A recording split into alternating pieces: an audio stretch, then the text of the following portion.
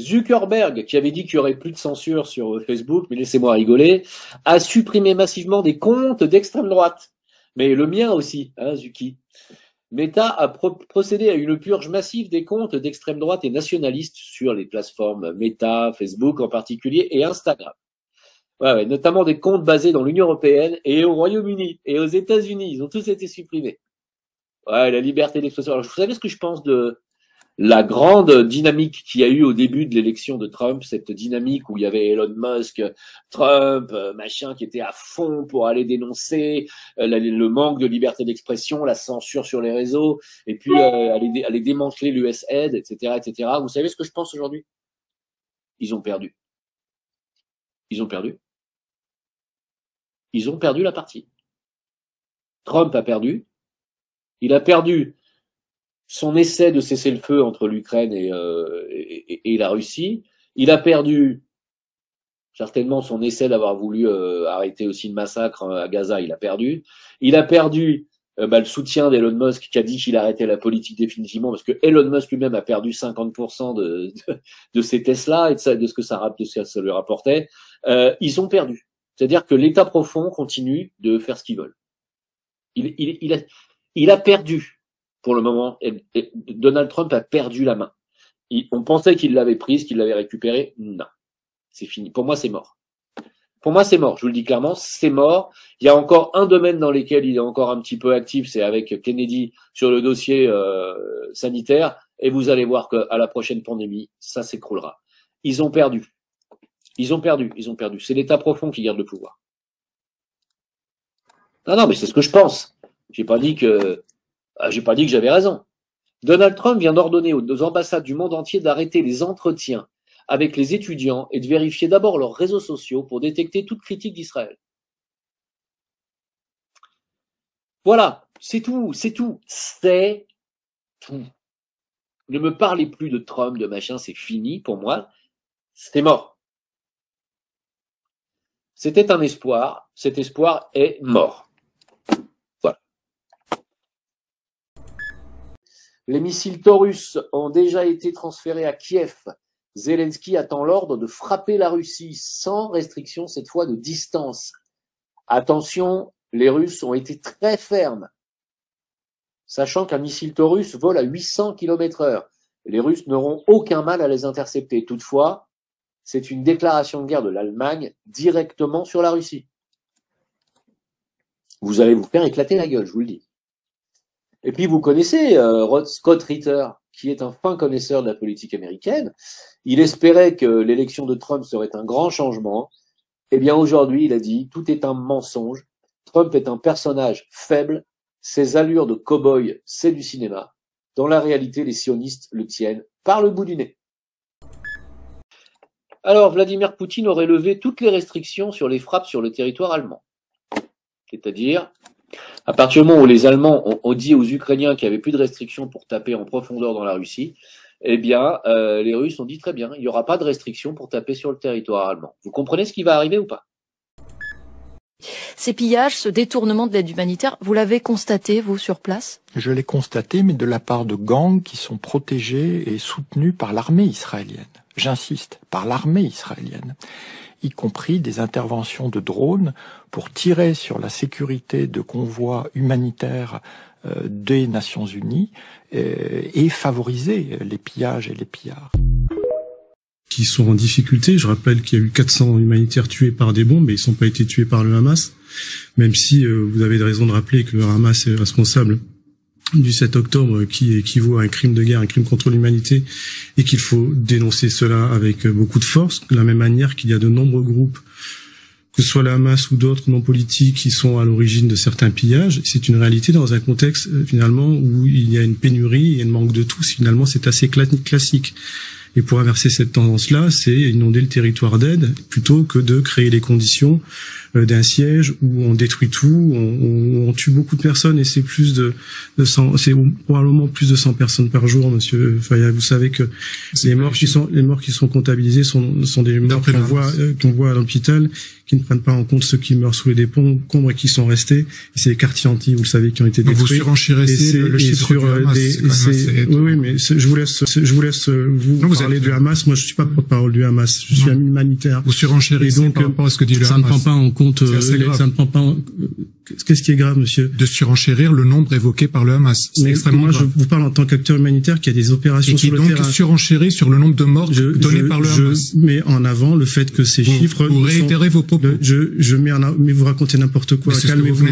Je mets en avant le fait que les chiffres qui sont énoncés ne prennent pas en compte ceux qui sont passés sous les décombres et ceux qui meurent au quotidien d'un défaut de soins, parce qu'aujourd'hui, lorsque vous avez par exemple un asthme décompensé ou un diabète décompensé, que vous êtes sous votre bâche en plastique à Darabala, il n'y a pas le SAMU qui vient vous chercher. Donc, on est dans une situation qui est humanitairement terrible. Et moi, je parle même pas de crise humanitaire, je parle de crise d'humanité, parce que le droit international, comme l'a rappelé votre collègue en distance, il n'est pas respecté depuis longtemps. Pas d'ailleurs que sur le conflit israélo-palestinien, au Soudan aujourd'hui, au Yémen, il n'est pas respecté, ni en République démocratique du Congo. Le problème là, c'est que le DIH n'est pas respecté par une démocratie qui est censée défendre des valeurs justement de démocratie, et c'est pas le cas. Et lorsque vous ne laissez pas rentrer l'aide dans le cadre d'un siège, lorsque vous ne laissez pas les blessés sortir dans le cadre d'un siège, tel que le fait aujourd'hui l'armée israélienne, vous n'êtes pas dans le respect du droit international humanitaire. Et ça, il faut le dénoncer de la même manière qu'ils font dénoncer le Hamas, qui, comme ça a été dit, met aussi la population sous tension.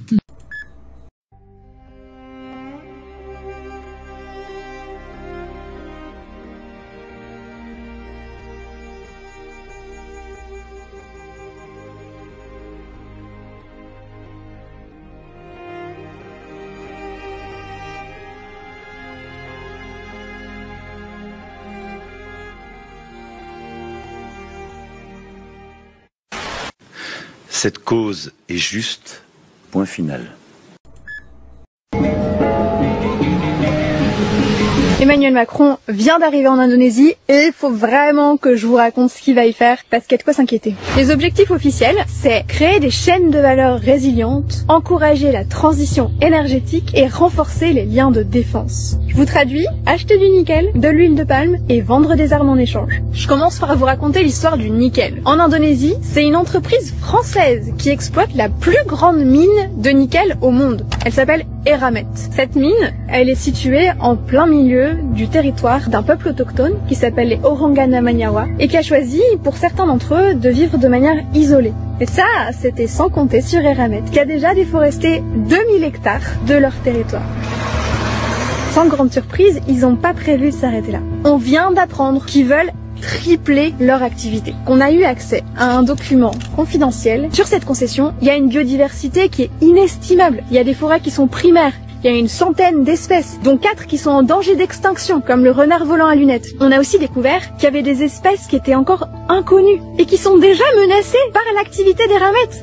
Et c'est ça, le nickel qu'Emmanuel Macron est en train de négocier en Indonésie. Eramet, grande entreprise française d'extraction, elle le fait aux meilleures normes environnementales et sociales. Et c'est pas du tout le seul enjeu de ce voyage présidentiel. Il faut absolument que je vous présente Defé, qui est une activiste papou et qui a elle aussi un message pour Emmanuel Macron. One of the agreements that we will talk about is regarding defense. I just wanted to remind you that currently there is an ongoing deforestation project in the southern part of West Papua where they will open 2 million hectares area for sugarcane plantation and new creation of rice fields. The military approach that already happening affected the community physically and also mentally. Please remind that this weapon isn't used directly to the community or the people, especially in West Papua. Là, c'est compliqué. C'est un casse-tête quotidien pour cette pharmacienne. On a plus de 300. Chaque jour, Barbara doit faire les fonds de tiroir pour tenter de trouver des antidépresseurs. Elle ne peut plus satisfaire la demande des clients. Non, les labos, ils nous disent rien. Les grossistes, ils savent. Ils nous disent c'est une pénurie. Donc, je dis ça va durer combien de temps? On ne sait pas. Environ un quart de la population française a déjà pris des médicaments psychotropes. Cette retraitée, qui a préféré garder l'anonymat, suit un traitement contre l'anxiété depuis 5 ans. La pénurie l'affecte particulièrement. Je suis quelqu'un d'hyper anxieux et d'hyper angoissé. Le fait de savoir que je risque de ne pas en avoir et qu'en plus il n'y a pas de produit de substitution, ça agit véritablement sur ma condition psychique. Les professionnels de la santé mentale se sentent démunis face à leurs patients. Le risque de se retrouver avec des personnes qui vont être moins bien au niveau du moral alors qu'on avait pu trouver un équilibre qui leur permettait d'être bien dans leur quotidien. L'effet boomerang, c'est qu'on va essayer de remplacer par des médicaments à peu près équivalents. Donc on est en train de créer une nouvelle pénurie sur ces médicaments qui viennent essayer de remplacer. Selon l'Agence nationale de sécurité du médicament, la situation reste fragile, mais des approvisionnements sont en train de s'améliorer sur certains dosages. On est gouverné par une belle bande d'enculés. Ah oui, non, mais faut pas avoir peur des mots, au bout d'un moment, faut le dire. Au gouvernement, on a une belle bande d'enculés qui aiment bien nous la mettre bien profond et qui font tout pour nous faire crever au final. Je vous explique pourquoi, parce qu'ils nous ont pondu une nouvelle loi sur les voitures d'occasion, une nouvelle taxe. Alors, à compter du 1er janvier 2026. Je vous donne un exemple. Vous achetez à partir du 1er janvier 2026 une Mégane qui a été immatriculée pour la première fois en 2015. Donc une Mégane de 2015, 1,3 litre TCE, 115 chevaux, édition limitée. Voilà. Donc vous l'achetez, elle est d'occasion. Et ben vous allez payer une taxe CO2 malus. Et oui. Alors je vous explique pourquoi. Parce que quand l'ancien propriétaire l'a acheté neuve en 2015, lui, il n'a pas réglé cette taxe parce qu'à l'époque, ça n'existait pas. Elle passait à travers au final. Et là, l'État, ils se sont dit, oh putain, moi ça fait chier, il y a un peu de pognon à gagner. Donc ils ont pondu la loi qui est rétroactive jusqu'aux voitures immatriculées pour la première fois en 2015. Donc, à partir de 2026, si vous achetez un véhicule d'occasion qui est assujetti à ce moment-là à la taxe CO2, peu importe que la voiture soit neuve ou pas neuve, vous paierez la taxe. Voilà, ça ils nous la mettent bien profonde. Donc on va se retrouver avec des bagnoles qui auront 10, 11 ans, voire 100 000 kilomètres. Et ils nous refoutent une bonne taxe, ils nous la remettent bien profonde. C'est une belle bande d'enculés. EPA, FDA, political leaders, where have you been? How did you miss this? That now we have an entire country that could potentially be in peril from this forever chemical that's destroyed your land, destroyed our farming, destroyed our water, and destroyed public health and welfare. Wow. There's so much sadness and anger. This has broken our hearts and crushed our spirit. And I don't know if we'll ever get that back.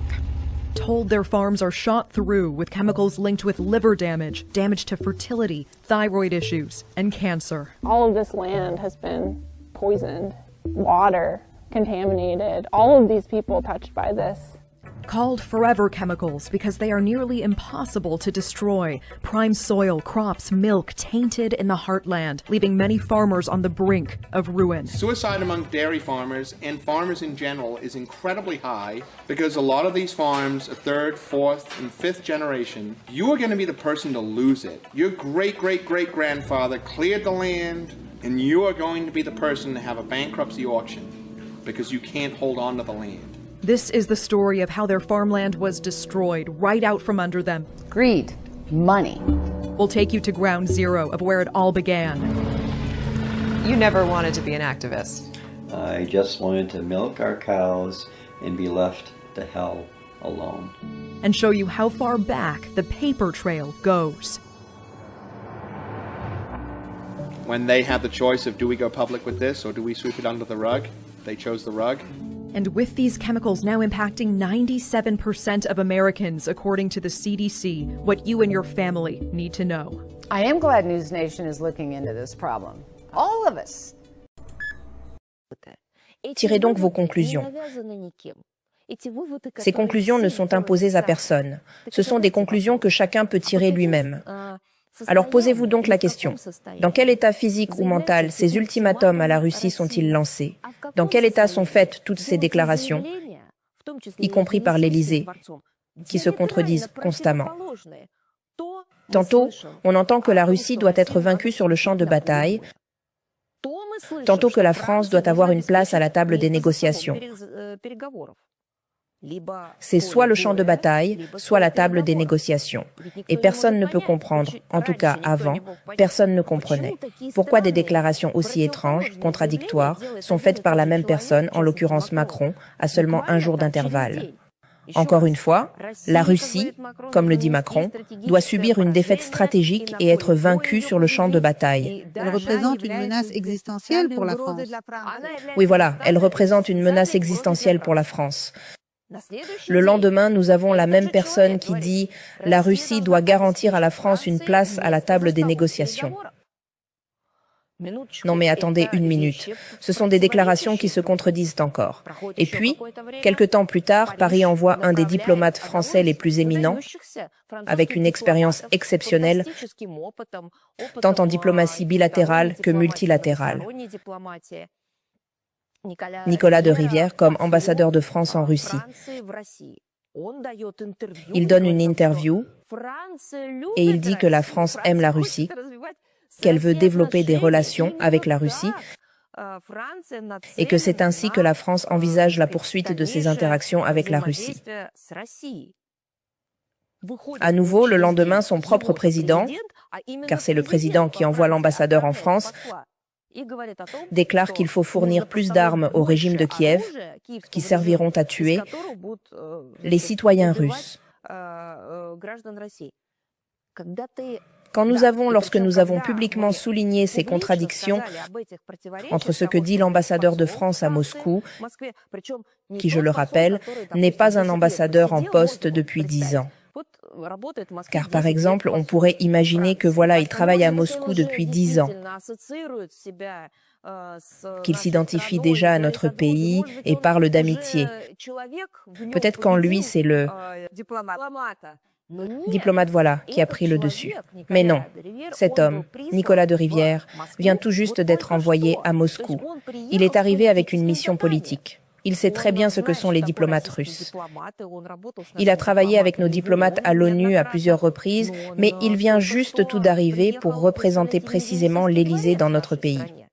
Et il dit des choses que son propre président contredit ensuite.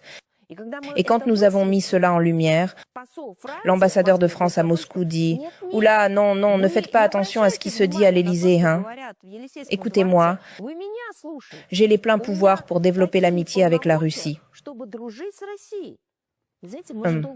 Vous savez, pendant longtemps, nous n'avons pas compris pourquoi, disons en France, la politique est menée ainsi. Pourquoi est-elle exprimée de cette manière ? D'un côté, bien sûr, il y a des exemples historiques où, à Paris, disons, il y avait ce qu'on appelait un équilibre. En réalité, plutôt une tentative de plaire à tout le monde. Nous nous souvenons très bien de comment on appelait ce gouvernement. C'était le gouvernement de Vichy. C'est la honte de la France. Mais maintenant, nous avons compris que, visiblement, cela relève aussi de l'effet de certaines substances. Eh bien, désolé, mais comment peut-il en être autrement? Car si tout le monde a vu cet instrument pour, appelons cela des narcotiques en poudre, je ne sais pas ce que c'est, mais dans tous les films, on utilise précisément ces objets, n'est-ce pas? Un mouchoir et un comportement clairement étrange, peu adéquat. Donc, de quoi parle-t-on? Mais alors c'est simple, il faut poser la question. Et regarder ensuite les tentatives d'explication et de justification. Encore de l'agressivité. Vous êtes coupable. Vous propagez des fake news, à l'intérieur de la France et à l'extérieur. En quoi propageons-nous des fake news? Tout le monde a vu cela. Et de plus, Berlin se tait. Vous l'avez vu, n'est-ce pas? Personne du côté de Merz n'a pris la parole pour expliquer ce que c'était. Pourquoi ne disent-ils rien? Parce que tout le monde comprend de quoi il s'agit. Voilà tout. C'est pourquoi je répète encore ce qui a été dit avant nous et par ceux avec qui on ne peut pas discuter. Que celui qui a des yeux voit, que celui qui a des oreilles entende. C'est là exactement ce que je souhaite au peuple français.